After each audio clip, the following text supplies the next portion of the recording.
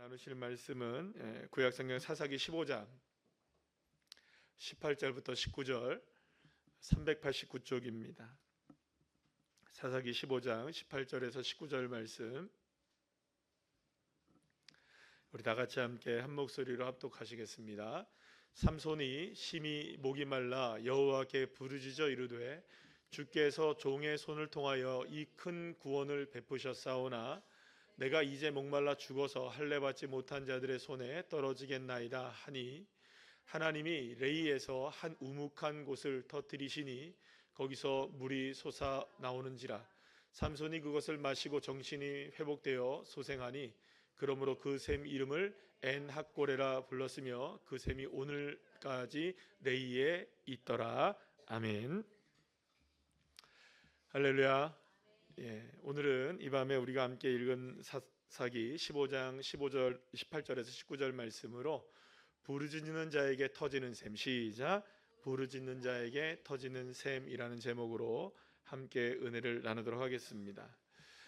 구약 역사를 우리가 이렇게 쭉 보게 되면은 이스라엘과 원수지간으로 지내게 되는 여러 민족들이 나와요. 그런데 이제 그 중에 하나가 아주 독특한 민족 중에 하나가 뭐냐면 끊임없이 이스라엘을 괴롭히는 민족이 바로 블레셋입니다. 이 팔레스타인 땅에서 오랜 시간 동안 이 블레셋은 정착하면서 살았는데요. 이 사람들의 특징이 뭐냐 하면 이웃 나라를 약탈하는 사람들이었어요. 그래서 약탈을 해서 그것을 자신의 제물로 삼고 그래서 이제 세력을 키워나갔던 민족이 바로 블레셋이었습니다. 자, 그런데 이들은 늘 언제나 이스라엘을 침공해 왔고요. 자, 오늘 본문에서 나오는 이 사사 시대에 삼손이 사사로 있던 시대에도 그 블레셋이 굉장히 강력한 힘을 갖고 있었던 시대였어요. 그래서 이때에 이스라엘을 블레셋이 점령을 했고 그래서 어느 때보다 블레셋이 강하게 이스라엘을 지배했던 시대가 바로 이 삼손에 살았던 시대였습니다. 자, 그런데 바로 그러한 때에 하나님께서는 이 사사로 이 삼손을 세우셨고 그 삼손을 통하여서 하나님의 구원의 역사를 이루기를 원하셨던 것이죠. 자, 오늘 본문은 그러한 상황 속에서 그 블레셋의 보복이 너무나 두려웠던 이스라엘 백성들이 삼손을 결박하여서요 누구에게 넘겨주냐면 블레셋에게 넘겨주게 됩니다. 왜냐하면 겁박을 했거든요. 삼손을 잡아와라. 그래서 삼손을 잡은 겁니다. 그러니까 자신의 동족이고 사사였던 삼손을 어떻게 한 거예요? 인질로 넘기게 되는 거죠. 누구 살려고? 자기가 살려고, 이스라엘 백성들이 살려고. 참 그러고 보면 여러분 세상 살아가는 게 참 엄혹하죠, 그죠? 오늘 나의 친구로 내가 막 지금까지 여러분 삼손이 한두 번 블레셋과 싸워서 이긴 건 아니었거든요. 늘 언제나 사실은 왜냐하면 이 블레셋에게 있어서 삼손은 골칫덩어리였어요. 왜냐하면 이 나타나면 그냥 대도 않게 싸워가지고 이기잖아요, 그죠? 그러니까 그냥 오늘도 그런 나기턱뼈로 막 싸워서 이기고 그죠? 그런 장면들이 앞에서 나왔잖아요. 사실은 이제 그렇게 이 사람이 어떻게 해서 이기는 거야? 또 도대체 이유를 모르는 거예요, 그죠? 근데 한번 나가서 싸우면 그 삼손이 너무 이겨버리니까 블레셋이 지금 누구를 점령하고 있다 그랬어요. 이스라엘을 점령하고 있는 입장에서는 이 눈엣 가시였던 거예요. 그래서 잡아와라 했더니 아니 또 그 말을 잘 들어요, 그죠? 이스라엘 백성들이 잘 들어가지고 잡아서 결박에다가 갖다 바친 거예요. 여러분 참 방금 말씀드린 대로 세상이 이렇게 엄혹합니다. 오늘의 동지가 내일의 적이 되기도 하고, 그러니까 오늘 믿었던 사람이 내 등 뒤에 칼을 꽂기도 하는 시대. 참 이 세상 살아가는 게 만만치가 않고 사실 어떻게 보면 누구를 믿어야 할지 누가 내 친구인지도 모르는 시대가 우리가 살아가는 이런 시대가 아닌가라는 생각도 듭니다. 자, 어쨌든 간에 이 삼손이 붙잡혔다기보다는요 성경을 자세히 읽어보게 되면 스스로 이렇게 결박당해서 갑니다. 왜냐하면 누구 때문에? 이스라엘 백성들이 지금 보복을 당할까 봐 너무나 두려운 상황이 있었기 때문에 그래서 자기라도 잡혀가야 되겠다는 생각을 한 거예요. 그래서 이게 밧줄에 결국에는 이렇게 결박당해서 블레셋에게 끌려가게 됩니다. 넘겨지게 되죠. 자, 그런데 바로 그때 어떤 일이 벌어지게 됩니까? 하나님의 영이 삼손에게 임하여서 이 그 삼손을 결박했던 밧줄이 불탄 삼과 같이 끊어지게 되고요. 삼손은 그때 나귀의 턱뼈를 붙잡게 됩니다. 그죠? 그리고 나서 어떻게 됩니까? 이 나귀의 턱뼈로 이제 성경에 보게 되면 한 번 이렇게 쑥 치고 툭 떨어져 나가고, 그죠? 또 한번 축 치면 그 블레셋 군사들이 떨어져 나가고, 그래서 한 바퀴 휘두를 때마다 사람들이 떨어져 나가서 이 나귀 턱뼈가 굉장히 강한가 봐요, 그죠? 나귀 턱뼈가 해봐야 얼만큼 될까요, 여러분들? 뭐 한 10m 될까요? 아니잖아요, 그죠? 뭐 나귀 턱뼈 해봤자 요만큼 되겠죠, 그죠? 한 뭐 1m도 안 될 거예요. 근데 그걸로 한번 칠 때마다 사람들이 후루루루 떨어져 나가는 거예요. 그래서 몇 명이 죽게 되느냐? 무려 1000명이 죽게 돼요. 야, 여러분들 그 죽는 것도 잘 죽어야 돼요, 그죠? 칼에 맞아 죽으면 억이라도 죽죠, 그죠? 나귀 턱뼈에 맞아서 죽어보세요.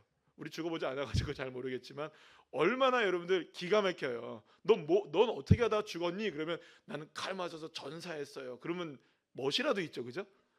넌 어떻게 죽었니? 나귀 턱뼈에 맞았어요. 그러면 여러분들 얼마나 턱스러워요, 그죠? 그러니까 사실 이 나귀 턱뼈로 맞아서 죽었다는 거는 이건 사람의 힘이 아닌 거겠죠. 그래서 어쨌든 간에 이 성경을 읽어보게 되면 마치 그 블레셋 군대 안에서 삼손이 잡혀가면서 나귀 턱뼈로 춤을 추는 것 같은 느낌이에요. 춤을 막 추면서 막 이렇게 한 번 할 때마다 떨어져 나가고, 또 한 번 치면 또 떨어져 나가고. 그런데 바로 이렇게 해서 승리하게 된 다음에 오늘 본문이 이제 나오게 되는 겁니다. 여러분, 그 삼손은요 사실 여러모로 부족한 점이 굉장히 많았던 사람입니다. 우리가 성경을 보게 되면 사사이기는 하지만 이 사사라는 말이 지도자라는 거거든요. 재판도 할 수 있고요, 굉장히 많은 권한을 갖고 있는 사람이 이 사사입니다. 그래서 사실 그런데 이 사사로서 삼손이 이 탁월한 리더십이 있었느냐? 그러지 않아요, 여러분들. 삼손은 사람들과 함께 합니까? 아니면 자기 혼자 합니까? 독불장군처럼 자기 혼자예요. 막 마음 내키는 대로 해요. 블레셋 여자 막 결혼한다고 난리를 치고 막 기분 나쁘면 사자를 막 찢어 죽이고, 그죠? 예. 막 그러니까, 그리고 막 말도 안 되는 일들을 너무 기이한 행동들을 많이 해요. 뭐 칼로 죽이는 게 아니에요, 그죠? 나귀 턱뼈로 죽이고, 나중에는 여러분들 되도 않는 퀴즈 내고, 그죠? 예. 퀴즈도 똑똑한 사람이 내야 돼요, 그죠? 근데 괜히 그 퀴즈 내가지고 그냥 붙잡히고. 굉장히 여러분들 어떻게 보면 이 삼손은 사사였지만 그 삼손의 일생을 이렇게 쭉 우리가 관찰해 보게 되면 이게 리더십을 온전하게 보여주지 못하는 장면들이 굉장히 많아요. 그런데 여러분들 그걸 아세요? 그럼에도 불구하고 하나님이 삼손을 세우셨다는 거예요. 할렐루야. 사실 여기에 우리가 주님의 뜻을 발견할 수 있으셔야 되는 거예요. 하나님은요, 여러분들 괜찮고 갖춰지고 뭔가 칼로 멋지게 싸워서 이기는 사람, 그런 사람만 원하는 게 아니에요. 부족하고 연약하고 휘두를 수 있는 게 나귀 턱뼈가밖에 없어도 나 정말 나는 뭐 고상하게 뭐 이렇게 하는 거, 그렇게 하는 사람 아니었고 막 그냥 사자 입을 찢어도 하나님이 때로는 그런 사람들을 쓰시는 데가 있다는 거예요. 그러면 하나님이 뭐 그냥 무조건 사자입 찢어내고 나귀 턱뼈로 싸우는 사람을 택하시느냐? 그런 게 아니에요. 그러니까 삼손이 보게 되면 결정적인 순간에 하는 게 있어요. 그러니까 부족하고 연약하고 때로는 망나니처럼 행동하기도 하고 도대체 이해를 하지 못하겠는 그런 모습들이 나오는데, 오늘 본문에서도 보게 되면 바로 그런 모습이 나오는 거예요. 이 결정적인 한 장면 때문에 하나님이 누구를 사용하시나요? 삼손을 사용하시는 거예요. 방금 전에 제가 말씀드렸던 것처럼 이스라엘 백성들이 누구를 넘겨줍니까? 삼손을 결박해서 넘겨주는데, 제가 말씀드렸죠? 사실은 스스로 결박을 당한 거라고. 누구 살리려고, 이스라엘 백성들을 살리려고 헌신한 거예요. 잡혀가는데 헌신한 거예요. 사랑하는 여러분, 스스로 짐을 짊어지는 자발적인 헌신이 있는 사람을 하나님은 사용하십니다. 내가 할 수 있어서 하는 것이 아니고, 내가 할 수 없어도 주님 나는 하겠습니다, 그 길 걸어가겠습니다, 그 길이 비록 결박당하는 길이라 할지라도 주님이 원하시는 길이라면 나 그 길 가겠습니다 하는 사람을 주님은 사용하시는 거예요. 그럴 때 멋지고 화려한 칼이나 창이나 방패가 없다 할지라도 나귀 턱뼈로도 하나님 승리하게 하시는 거예요. 그가 가진 것으로 승리하게 하시는 거죠. 그러니까 우리가 뭔가를 이렇게 갖춰져서 헌신하려고 하는 것은 사실 여러분, 우리가 갖춰져서 할 수 있는 사람들이 얼마나 될까요? 예. 여러분, 만약에 어떤 이제 대학을 졸업했어요. 그리고 어떤 기업에 취업을 했어요. 신입사원이에요. 대학에서 많은 것들을 배우고 가고 또 많은 자격증이 있다 할지라도 사회초년생으로 직장에 딱 들어가는 순간 그 사람은 지금까지 배웠던 것이 다 어떻게 되는 거예요? 백지 상태인 거예요. 알아서 자기가 알았던 것으로 직장 생활을 할 수 있나요? 아니면 정말 모든 것을 새롭게 다시 배워야 되나요? 직장 생활을 해보신 분들은 아실 거 아니에요. 물론 배웠던 것을 써먹는 게 있겠죠.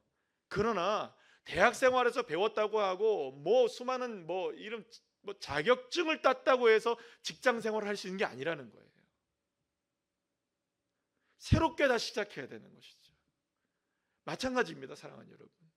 그 사람이 얼마나 많은 스펙들을 갖고 있고 얼마나 많은 경험들을 갖고 있느냐가 중요한 게 아니라 그 조직 사회에 들어왔을 때 얼마나 거기 안에서 희생하고 헌신하고 순종할 수 있느냐가 그 사람의 탁월함이 될 수 있다는 거죠. 그렇다고 본다면 하나님도 동일하신 거예요. 하나님도 누구를 쓰시겠어요?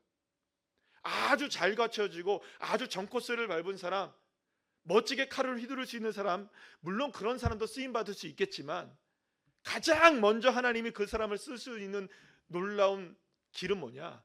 헌신하는 사람입니다. 사랑하는 여러분, 하나님 앞에 저와 여러분 모두가 다 헌신자가 되시기를 축복합니다. 자, 그런데 여러분, 놀라운 일이 벌어져요. 하나님 앞에 헌신하여서 내 자신 스스로가 결박을 당하는 거예요. 그리고 그 헌신 뒤에 하나님의 어떤 역사가 일어나느냐? 여러분, 성경은 때로 우리에게 놀라운 순서를 알려주는 거예요. 하나님의 역사가 어떻게 일어나는지에 대한 순서를 우리에게 분명히 알려주는 거죠. 헌신을 했을 때 하나님의 영이 임해요. 아멘이시죠? 많은 사람들이 하나님의 임재를 바라고 하나님의 영이 임하는 걸 바라면서도 뭘 안 합니까? 헌신을 뒤로 밀어놓을 때가 많단 말이죠. 제가 이번에 목회자 부부 컨퍼런스를 갔다 오면서 마지막에 강사 목사님이신 하나 목사님이 그런 얘기를 하셔요. 우리 모두 다 도둑놈인 것 같다고 얘기를 하시더라고요. 우리 모두가 다 도둑놈인 것 같다고. 목사님들하고 사모님들 100명이 앉아 있었거든요. 50상 해가지고. 근데 목사님이 그런 얘기 하시더라고요. 우리가 다 도둑놈이라고. 그래서 제가 마지막 날 저녁에 집회하면서 하나님 앞에, 그리고 또 우리 조별 나눔을 하면서 그랬어요. 하나님 앞에 기도도 했지만 그런 얘기했어요. 제가 조별로 나누면서 그런 얘기를 했어요. 목사님들이 오늘 저녁에 뭘 깨달았냐고. 그래서 제가 뭐라고 했냐면, 다른 건 잘 다른 것도 다 그렇지만 제가 도둑놈이었다는 건 분명한 것 같습니다. 도둑놈의 심보라는 건 분명한 것 같습니다. 회개했습니다. 사랑하는 여러분, 우리가 하나님의 임재하심과 하나님의 영을 온전하게 충만하게 받기를 소망하면서도 사실은 우리의 헌신은 뒷전일 때가 너무나 많은 거죠. 우리를 결박하고 있는 이 밧줄이 끊어지기를 원합니다. 우리는. 할렐루야. 그러면 우리는 뭘 해야 하느냐? 우리의 삶에 하나님의 영이 임해야 이 밧줄이 끊어질 거 아니에요. 그런 역사가 여러분들의 삶에 임하기를 축복합니다. 우리 모두가 그걸 경험하기를 원하잖아요. 우리의 삶을 결박하고 있는 수많은 밧줄들이 주의 영이 임하여서 불탄 삼천은 끊어지게 되는 역사, 이 역사가 우리에게 일어나야 하잖아요. 삼손에게 일어나는 이 일이 우리에게도 일어나야 되잖아요. 그러려면 우리 뭘 해야 하나요? 하나님 앞에 겸손하게 나의 삶을 내려놓고 주님 뜻대로 나를 사용하십시오. 주님 뜻대로 나를 이끌어 주십시오. 내가 순종하겠습니다. 그때 하나님의 임재를 경험한 이 삼손은 이 결박이 풀어지자마자 블레셋을 초토화시키게 되었던 것이죠. 사랑하는 여러분, 승리의 비결이 어디 있느냐? 하나님의 임재를 경험하는 비결이 어디 있느냐? 하나님 앞에 나 자신을 내려놓고 스스로가 주님 앞에 결박당하는 것이죠. 그러면 주님이 풀어주십니다.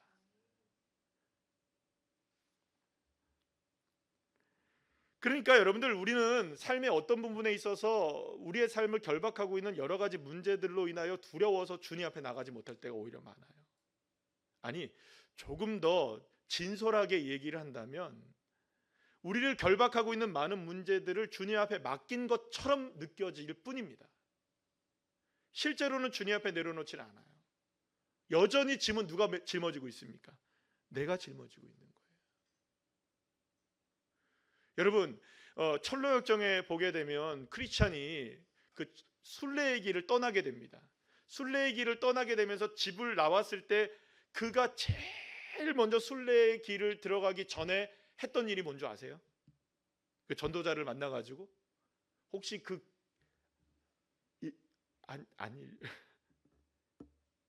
기억이 안 나실 뿐이겠죠, 그죠?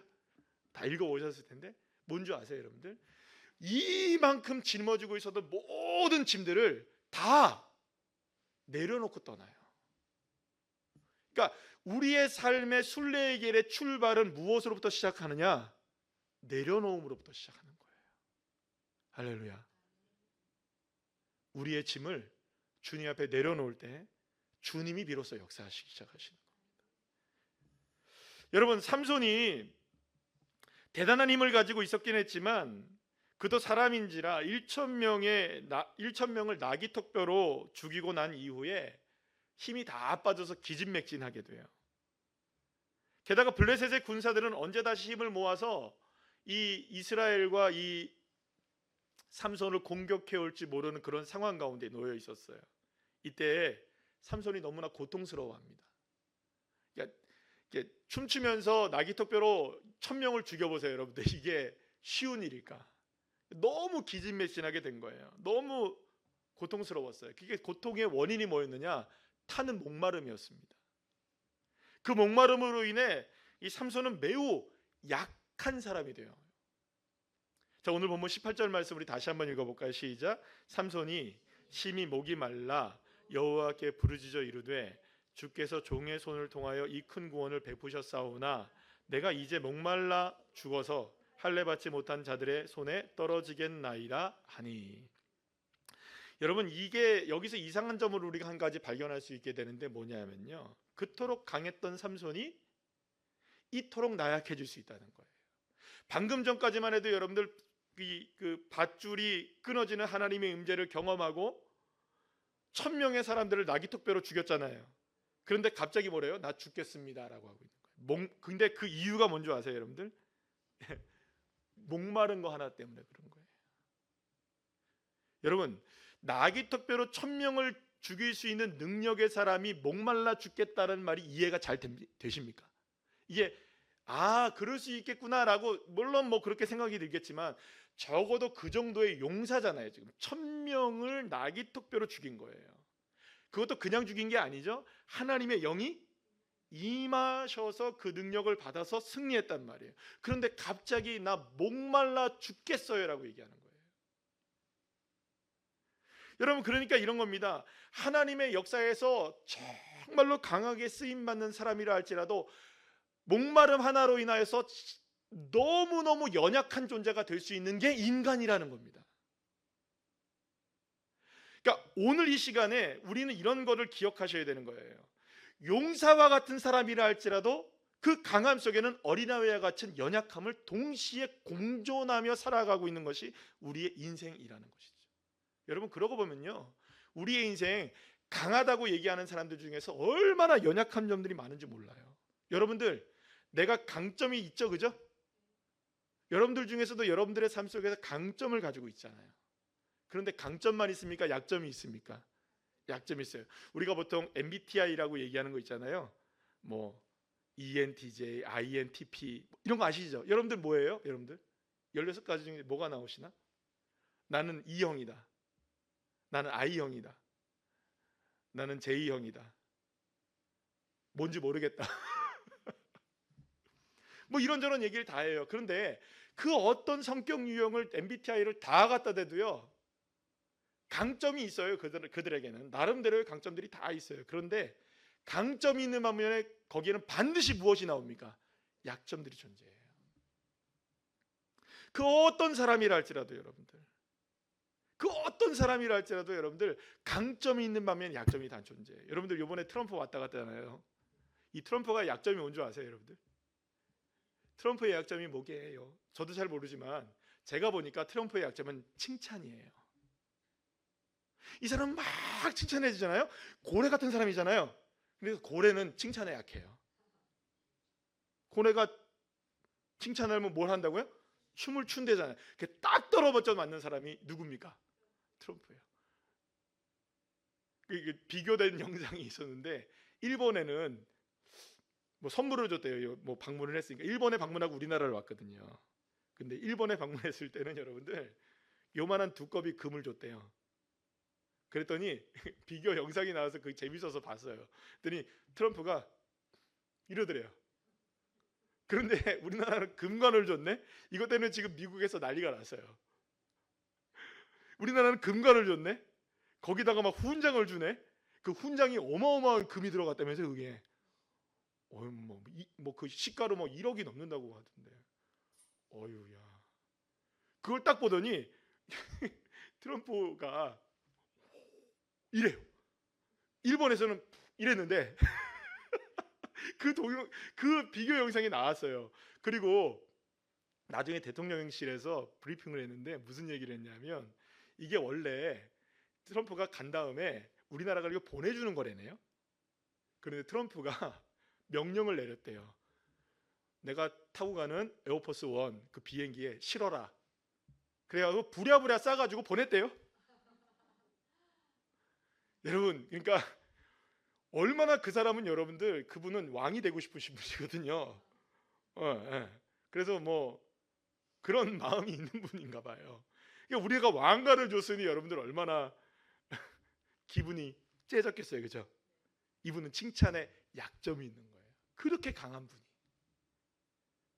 모르겠습니다. 뭐 이게 분석이 맞는지 안 맞는지는 여러분들이 뭐 검증을 하시든지 말든지 그거는 잘 모르겠고 사람들마다 여러분들 강점과 약점이 공존을 합니다. 그럼 여러분 어떻게 해야 되나요? 강함과 약함은 떼려야 뗄 수가 없는 우리들의 현실의 삶의 모습이에요. 저에게도 마찬가지고 여러분들에게도 마찬가지예요. 그렇기 때문에 여기서 우리가 알 수 있는 믿음의 세계에는요, 강함을 주시는 분은 누구이신가요? 여호와 하나님이세요. 이걸 아셔야 되는 거예요. 삼손이 결박당했을 때 그가 결박을 풀고 나귀턱뼈로 1000명을 죽일 수 있었던 이유는 그 사람에게서 힘이 나온 것이 아니라 하나님의 영이 임하였을 때 강함이 드러나게 되었어요. 그런데 여러분들, 하나님의 영이 임하고 승리한 다음에 목마름 하나에 쩔쩔매는 게 삼손이었다는 거예요. 그렇다면 사랑하는 여러분, 하나님이 붙들고 계시고 하나님의 영이 임재하고 계시면 우리는 그 어떤 삶에서도 결박당한 걸 풀 수 있을 뿐만 아니라 우리를 둘러 진치고 있는 수많은 적군에 둘러싸여 있다 할지라도 우리가 두려워하지 않을 수 있는 이유가 어디 있느냐? 여호와 하나님이 나의 힘이요 능력이요 방패가 되시고 검이 되어주시고 승리가 되어주시기 때문인 것이죠. 그러나 그 순간 하나님을 놓치게 되고 하나님을 온전히 바라보지 못하게 되면 여러분, 우리는 물 한 잔 때문에 목마름으로 인하여 죽게 될 수 있는 인생이 될 수 있다는 것. 사랑하는 여러분, 하나님의 손에 붙들린 자가 승리합니다. 그러니까 나를 붙들고 계시는 주 여호와 하나님, 하나님의 임재 속에서만 우리는 승리할 수가 있는 것입니다. 그러나 이 모든 일을 다 맞춰도요, 우리는 패잔병처럼 쓰러질 수가 있는 거예요. 그래서 여러분들 성경에 보게 되면 이런 장면들이 얼마나 많이 나오는지 몰라요. 승리한 다음에 패배하는 장면들, 승리한 다음에 문제가 되는 경우들. 여리고성을 잘 무너뜨리고 나서 아이성에 실패하잖아요, 여러분들. 그죠? 이스라엘 백성들이 여러분들 하나님의 은혜 가운데 승리했다가 실패하는 걸 경험해야 돼요. 오늘도 이 장면이 바로 그런 장면인 거예요. 다윗도 보세요, 여러분들. 막 즐겁게 이 법궤를 옮겨 오다가 어떻게 됩니까?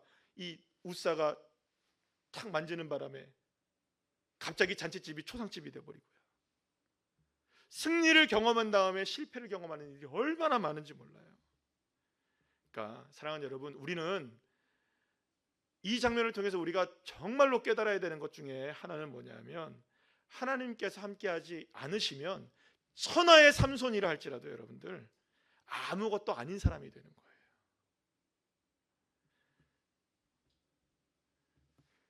그렇기 때문에 우리는 늘 언제나 하나님 앞에 겸손하게, 하나님, 나는 하나님의 영이 임재하지 않으시면 나는 메마를 수밖에 없고, 하나님의 영이 임하지 않으시면 나는 시들 수밖에 없는 인생이라는 것을 날마다 믿음으로 고백하며 나가는 사람이 되어야 하는 것이죠. 그럴 때 우리는 강철보다 강한 능력으로, 여러분, 나귀턱뼈가 강한 것이었을까요? 하나님의 능력의 팔이 강한 거였을까요? 예, 저는 그렇게 생각합니다. 그 그림을 그려보면 그런 거예요. 이렇게 만화 같은 거 보게 되면 이렇게 손이 닿지도 않는데 막 쓰러지죠, 그죠? 만화를 안 보시고 늘 성경만 보시니까. 어렸을 때 그런 것들을 잘 보시게 되면 이렇게 닿지도 않는데 이렇게 떨어지는 사람들 있죠. 그러니까 나귀턱뼈가까지 요만하다 그랬잖아요. 근데 그게 어떻게 여러분 툭 하면 이만한 사람들이 넘어갔겠어요. 그럼 어땠을까요? 나귀의 턱뼈를 잡고 계시는 주 여호와 하나님의 손이 거대한 손이었던 거예요. 그러니까 사실은 이 삼손이 붙잡고 있었던 것은 나귀의 턱뼈가 아니라 여호와 하나님의 임재의 손이었던 것이죠. 그러면 그 손을 이 삼손이 붙들고 있었던 걸까요? 하나님이 붙들고 계셨던 걸까요? 둘 다입니다, 여러분들. 하나님이 그의 손을 붙들고 그도 하나님의 손을 붙들고. 그래요, 사랑하는 여러분, 하나님의 영으로만 우리는 이길 수가 있는 것입니다. 우리는 가끔 어떻게 그런 환경 속에서도 기쁨을 유지하고 살 수 있을까? 어떻게 그런 불같은 연단 속에서도 그걸 감당할 수 있을까? 어떻게 그런 대적에 둘러싸여 있으면서도 평안함을 유지할 수 있을까 생각하는 그런 그 삶을 살아가는 사람들을 보게 되면 우리는 이런 생각을 하게 되죠. 그러나 중요한 것은요, 그 모든 상황들을 이겨낸 사람들의 이야기를 다 들어보세요. 내가 한 것인가 하나님의 은혜였는가? 다 고백합니다. 하나님의 은혜. 우리가 내일부터 이제 다니엘 기도를 시작하는데, 우리가 모르겠습니다. 저분들은 제가 잘 모르는 분들도 많고 또 아시는 분들이 있어도 그 스토리가 어떤 스토리인지 우리가 잘 모르지만, 저분들이 고백하는 것에 우리가 마음을 하나로 뭉쳐본다면 딱 하나의 이야기일 거예요. 하나님이 하셨습니다. 하나님의 은혜였습니다.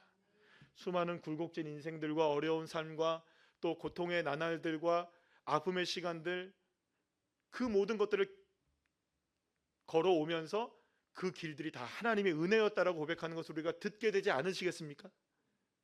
그렇다면 결국 어떤 자가 승리할까요? 나의 연약함을 있는 그대로 고백하고, 주님, 나는 목마를 수밖에 없는 사람입니다. 주님이 붙잡아 주시지 않으시면 내가 아무리 좋은 무기를 갖고 있다 할지라도 난 질 수밖에 없습니다. 그러나 내게 갖고 있는 것이 나귀 턱뼈랄지라도 주님이 손이 나를 붙들어 주시면 나는 이깁니다.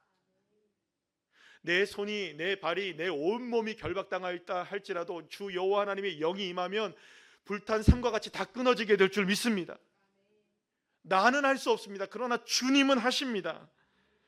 결국 나는 작은 것에서도 무너질 수밖에 없는 한계를 가지고 있는 인생이라는 걸 깨닫고, 내 연약함의 자리, 내 부족함의 자리를 채울 수 있는 분은 주님의 임재하심이라는 것을 온전히 깨닫는 그 사람이 진정한 승리자가 되는 것입니다. 사랑하는 여러분, 신앙생활을 지금까지 쭉 해오면서 깨닫는 바가 여러분들 무엇인가요? 그것은 나의 힘이 아닌 하나님의 능력이 일하실 때 진정한 승리가 되더라는 것이죠. 그리고 하나님이 그 모든 일들을 행하실 수 있도록 우리가 진정으로 그 길을 열어갈 수 있는 방법이 뭐냐? 오늘 본문에서 그 이야기를 분명하게 해주게 됩니다. 삼손이 너무 목이 말라서 힘들었을 때 그가 했던 한 가지가 있어요. 목마릅니다 하고 끝난 거 아니에요, 여러분들. 나 연약합니다, 나 죽겠습니다, 나 지금 1000명을 죽였어도 나는 연약합니다라고 끝난 것이 아니라 이 삼손은 여호와 하나님께 뭘 하기 시작하냐면 부르짖기 시작합니다. 뭘 했는, 그는 결국 뭘 한 겁니까? 기도를 한 거예요. 기도. 사랑하는 여러분, 하나님의 능력을 의지하는 기도가 삼손에게서 회복되었을 때 그는 진정으로 목마름을 해결할 수 있는 사람이 된 거죠. 삼손은 사자와 같이 용맹스러웠지만 어느 한순간에 주저앉아 낙담하게 됩니다. 그러나 그 낙담한 순간 속에 삼손이 결정한 건 무엇이냐? 하나님께 부르짖기로 결정한 거죠. 그런데 그때 놀라운 일이 벌어지게 된 겁니다. 하나님을 향하여 부르짖은 거예요. 여러분, 그 부르짖음 속에는 어떤 것이 있었나요? 지금 여러분, 굉장히 원초적인 부르짖음이었죠. 뭐예요, 여러분들? 주님, 내가 이스라엘 사사로 멋지게 이 사명을 잘 감당하게 주시옵소서, 이런 기도였나요? 하나님, 내가 싸워서 블레셋과 이기겠습니다, 힘 주시옵소서, 이거였나요? 아니에요. 어떤 기도였나요? 하나님, 나 목말라 죽겠습니다. 이건 뭘까요, 여러분들? 나의 연약함을 그저 그냥 주님께 내려놓는 겁니다. 주님, 내 힘으로는 할 수 없습니다. 내 능력으로는 할 수 없습니다. 내 힘으로는 이거 끌어낼 수가 없습니다. 내 힘으로는 이겨낼 수가 없습니다. 내 힘으로는 이 둘러싸여 있는 수많은 블레셋 군대를 이겨낼 수가 없습니다. 나 이 타는 목마름을 해결할 수 있는 분은 오직 누구밖에 없습니까? 여호와 하나님밖에 없습니다. 나의 연약함을 주님께 내려놓고, 나의 연약함을 온전히 주님께 아뢰고, 나의 연약함을 주님께 부르짖는 그 사람, 부르짖는 자, 그 부르짖는 자, 그때 하나님이 땅의 우묵한 곳에서 샘을 터뜨리셨던 거예요. 여러분, 근데 이 사실을 아시죠, 여러분들? 하나님께서 천지를 만드셨을 때 두 궁창을 만드셨죠? 하나는 어디입니까? 하늘의 궁창을 만드시고 땅의 궁창을 만드셨어요. 그러면 여러분, 하늘의 궁창과 땅의 궁창은 원래 하나입니다. 그러니까 땅에서 물이 터졌다는 것은요, 어디에서 물이 터진 겁니까? 하늘에서 물이 터진 거예요. 그러니까 부르짖는 자가 되어졌을 때 하늘에 물이 터지게 되면서 땅의 물도 터진 거예요. 하늘의 물이 떨어지는 것은 여러분들 우리가 볼 수는 없지만 땅의 물이 터지는 것을 통해 하나님의 임재하심이 온전하게 누구에게 임한 것을 우리가 알게 됩니까? 이 삼손에게 임한 것을 우리가 알게 되는 것이죠. 그래서 이 셈의 이름을 부르짖는 자의 셈이라는 엔하꼬레라고 부르게 돼요. 자, 근데 제가 생각해 보니까요, 이 셈이 있었던 레히라는 곳에는 원래 우묵한 곳이 있었어요. 그러니까 우묵한 곳이라는 것이 푹 꺼진 땅이겠죠? 그러면 거기는 사람이 살 수 있을까요, 없을까요? 사람이 살 수도 없고요, 접근도 사람이 못할 거고요, 거기는 버려진 땅처럼 보였던 것이에요. 그런데 놀라운 것은 뭐냐면요, 하나님의 임재하심이 이루어지고 하나님의 임재하심을 갈망하는 사람의 부르짖음이 있었을 때 그 웅덩이는요, 샘이 되는 축복이 일어나는 거예요. 쓸모없이 버려졌던 땅, 그 어떤 사람도 눈여겨보지 않았던 그 땅이 어떤 땅이 되느냐? 하나님의 샘이 샘솟아오르는 놀라운 기적의 땅이 되었던 것입니다. 그런데 여러분, 삼손은요, 이 샘의 이름을 목마른 자의 샘이라고 부르지 않아요. 이 샘을 주저앉는 자의 샘이라고 부르지 않아요. 이 샘을 부르짖는 자의 샘이라고 불러요. 그러면 이 말은 무슨 말일까요? 우리가 고통과 시련과 아픔과 슬픔과 때로는 결박당함과 우리의 삶에 목마름이 다가왔던 그 순간에 그 모든 것들을 극복해낼 수 있는 유일한 방법이 뭐냐? 우리의 삶에 우묵하게 파져있는 그 버려진 곳, 우리의 삶에 문제가 되어진 그 문제, 우리를 넘어지게 하는 것들, 우리를 힘들게 하는 것들, 우리를 아프게 하는 것들, 그 많은 것들 속에서 하늘의 궁창이 터지고 땅의 궁창이 터져서 하나님의 샘이 되게 하는 그 놀라운 축복을 경험하게 될 수 있는 유일한 방법이 뭐냐? 부르짖는 자가 되는 거예요. 부르짖는 자. 이 아픔과 고통을 끝내고 목마름을 끝낼 수 있는 엔하골의 셈이 될 수 있는 유일한 방법은 사랑하는 여러분, 다른 것이 없었어요. 하나님께 부르짖는 것이었어요. 사랑하는 여러분, 우리에게 얼마나 많은 좌절이 있고 얼마나 많은 슬픔이 있고 얼마나 많은 고통이 있습니까? 말은 다 안 해서 그렇지. 그래서 여러분들, 우리가 초코파이 선전을 보게 되면 그 마음이 동하는 거예요. 말하지 않아도 안다니까. 말하지 않아도 안다니까 여러분들. 그래서 그 초코파이를 먹으면 살쪄요. 그죠? 말하지 않아도 아니까. 근데 여러분, 우리 주님은 저와 여러분의 삶을 그 누구보다 알고 계십니다. 그리고 여러분들의 삶에 이제 우묵한 곳이 생겼다면, 여러분들의 삶에 지금 결박당하는 일이 생겼다면, 여러분들의 삶에 지금 목마름이 다가왔다면, 지금이야말로 그 목마름을 채우시고 그 결박당한 것을 불탄 삶처럼 태워버리시고 우묵한 곳을 하늘의 궁창이 터지게 하시는, 샘이 되게 하시는 하나님의 역사를 경험하길 원하신다면 오늘 이 밤 이왕지사 나오셨잖아요. 아마 이제 금요철에 예배하려면 한 달 걸리겠죠? 내일부터는 또 우리가 다니엘 기도를 통해 저녁마다 기도를 많이 하시게 될 텐데, 오늘 이 밤에 여러분들 우리가 한번 그런 마음을 가지고 기도해 봤으면 좋겠어요. 하나님, 이 다니엘 기도회를 우리가 시작하면서 나의 삶에 모든 우묵했던 이곳이 오히려 하나님께서 부르짖는 자의 셈이 되게 하시고 결박당한 것이 풀어지게 하여 주시고, 둘러싸이는 많은 것들이 내가 가지고 있는 건 아무것도 없어요. 여러분들, 볼품 있는 것들이 아무것도 없어요. 아무리 뒤져봐도 여러분들 무기 될 수 있는 게 아무것도 없어요. 여기 딱 떨어져 있는 거 하나가 뭐예요? 여러분들, 낙이 턱뼈밖에 없는 거예요. 원망스럽고 불평이 나오고, 왜 하나님, 다른 사람들은 삐까번쩍한 칼도 있고 창도 있고 활도 있고 무기도 많고 가진 것도 많고, 근데 왜 나는 이 낙이 턱뼈밖에 없는 거야? 하나님, 게다가 낙이 턱뼈밖에 없는 데다가 내 손은 왜 이렇게 묶여져 있는 거예요? 게다가 나는 왜 이렇게 우묵한 곳에 빠져 있는 거예요? 주님, 게다가 왜 나는 이렇게 목마른 거예요? 우리의 삶의 문제는 하나가 아니에요. 2개, 3개, 4개.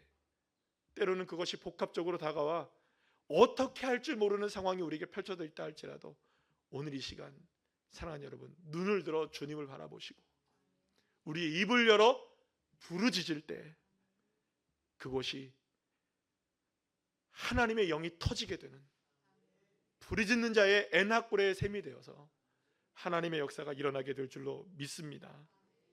그렇기 때문에 사랑하는 여러분, 어찌 보면 오늘 우리에게 가장 필요한 것은 무엇일까? 기도입니다.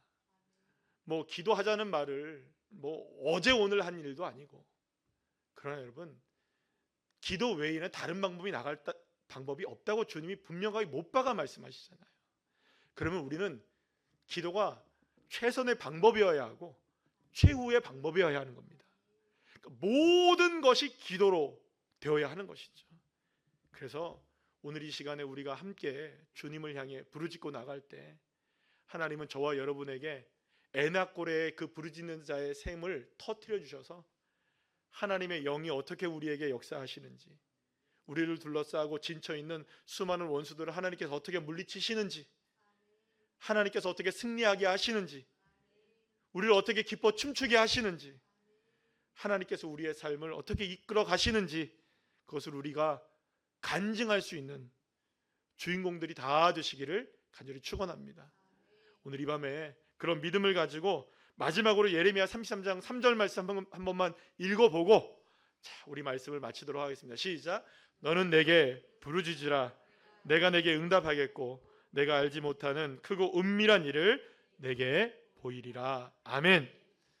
사랑하는 여러분, 오늘 이 밤에 이 말씀도 기억하셔서 저와 여러분의 삶의 모든 엔하골의 셈이 터지게 되는 축복의 밤이 되기를 간절히 축원합니다.